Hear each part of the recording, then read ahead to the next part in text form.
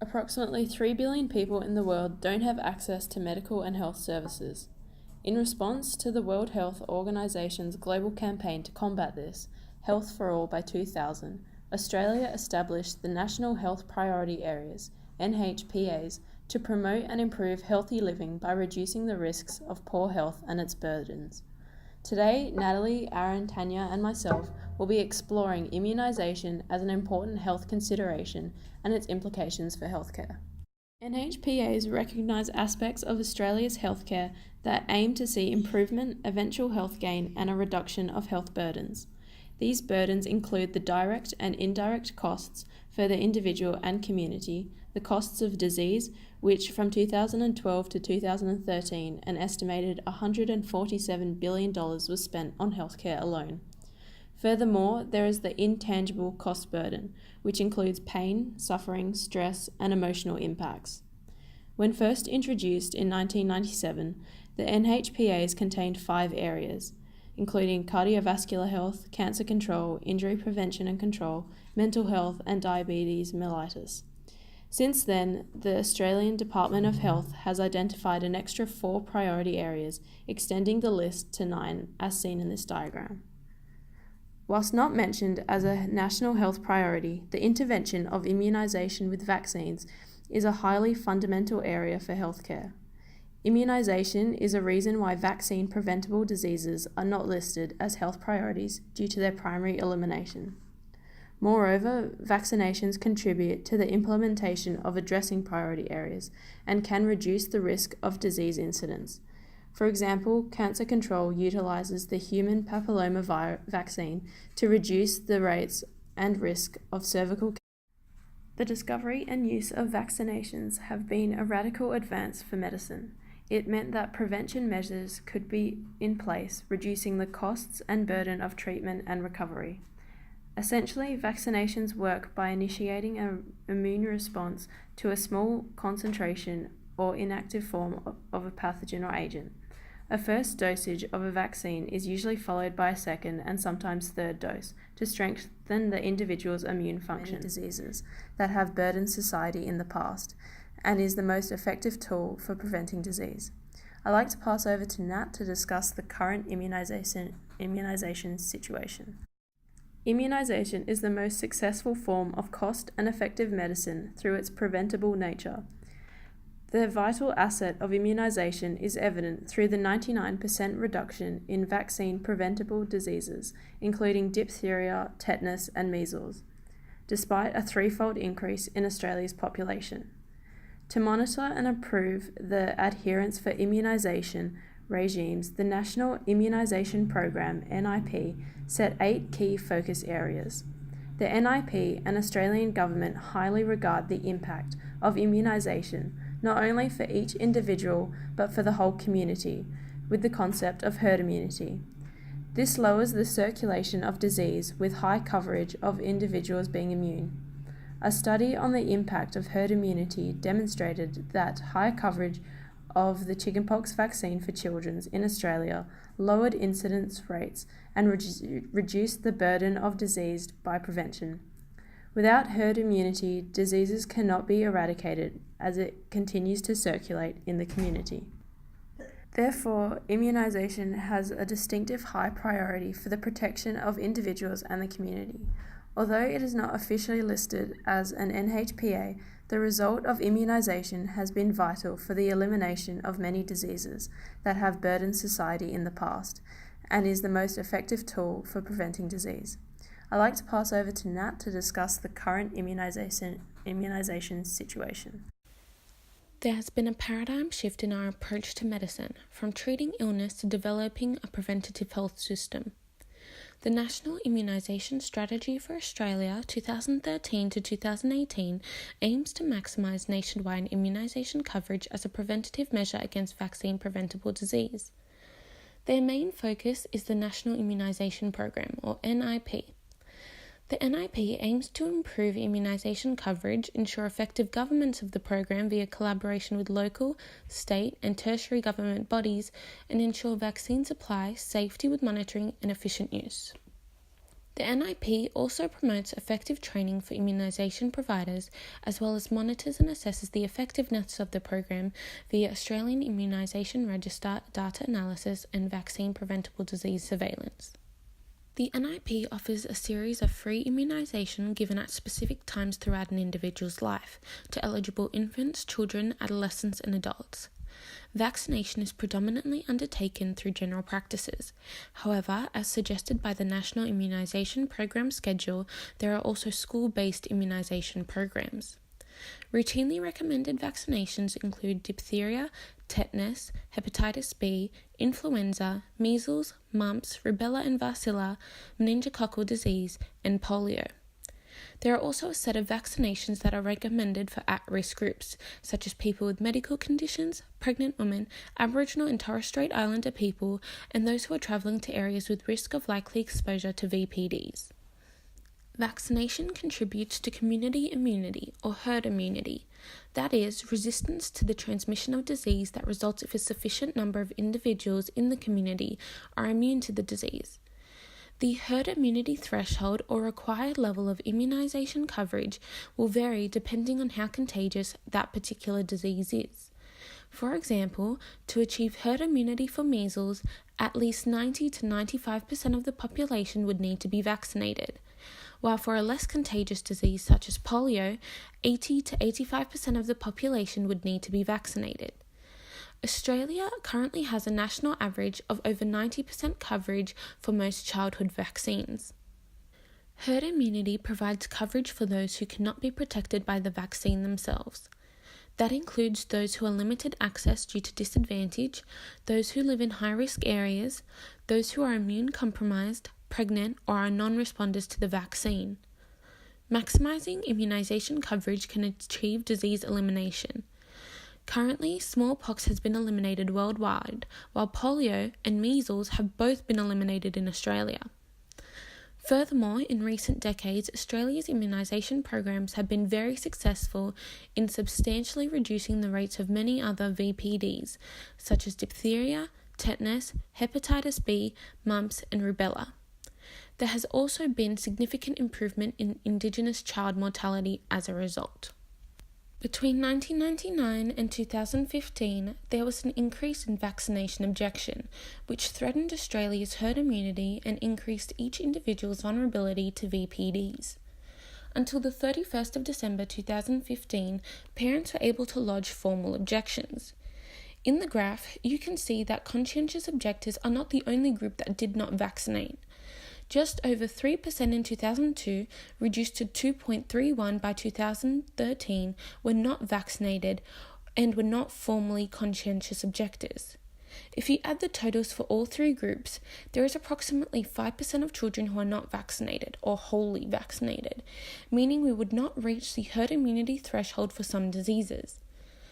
The Italian Ministry of Health conducted a meta-analysis on international data regarding parents' views on immunisation and found that many parents object to their children being vaccinated due to their lack of understanding of the risk-benefit equation and lack of knowledge of the effectiveness of vaccines. Starting January 1, 2016, conscientious objection was removed as a valid exemption from immunisation, and those who object are not eligible to receive the family assistance benefit under the No Jab, No Pay legislation amendment. I will now pass you on to Aaron, who will discuss the key stakeholders involved.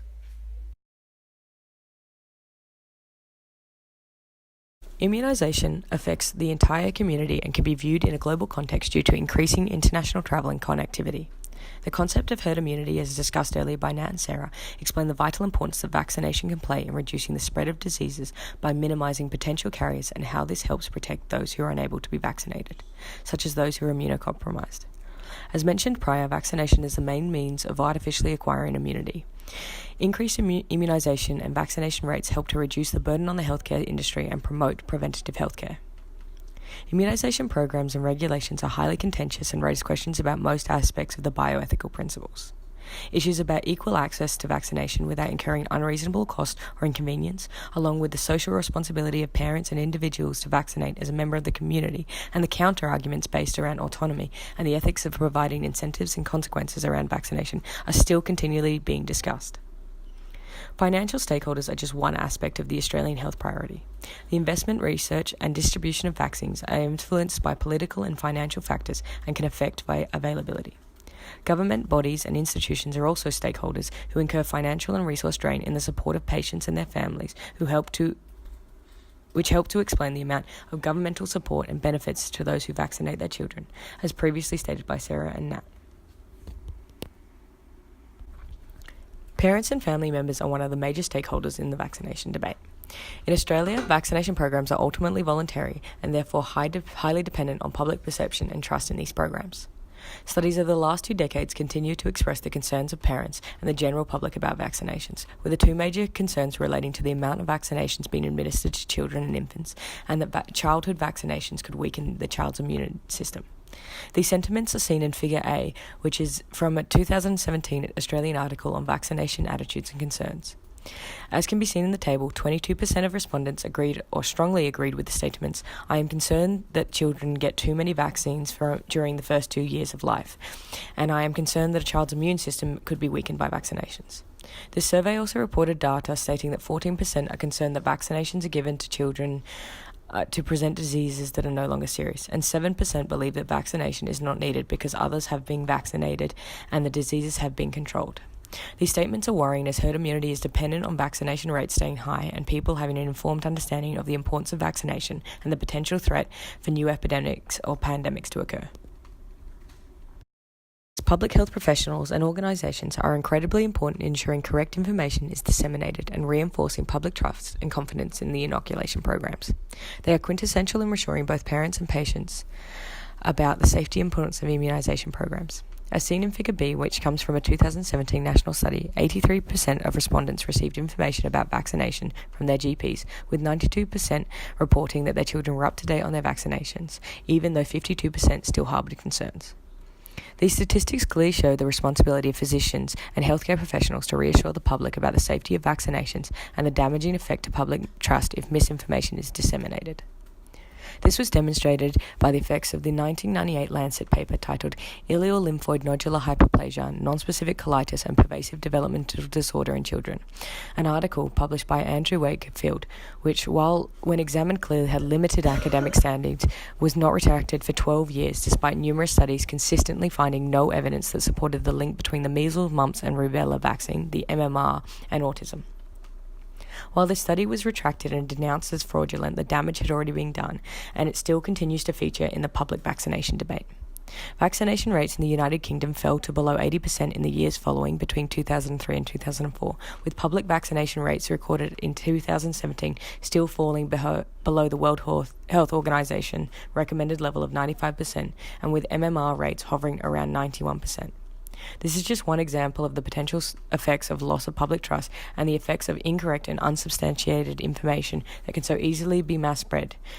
It reinforces the need for continual vigilance by all bodies to give correct information and maintain public trust to encourage the inoculation programs. I will now hand over to Tanya to talk about future approaches to immunisation. Thanks, Nat. Australia's NIP is considered internationally as one of the most comprehensive and successful publicly funded immunisation programs. However, the overall success of the program is continually undermined by poor vaccination coverage and population immunity.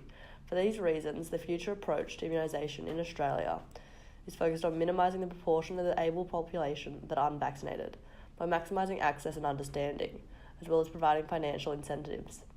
In order for these strategies to improve immunisation coverage, the target communities that must be identified and approaches must be tailored towards the specific needs of these communities.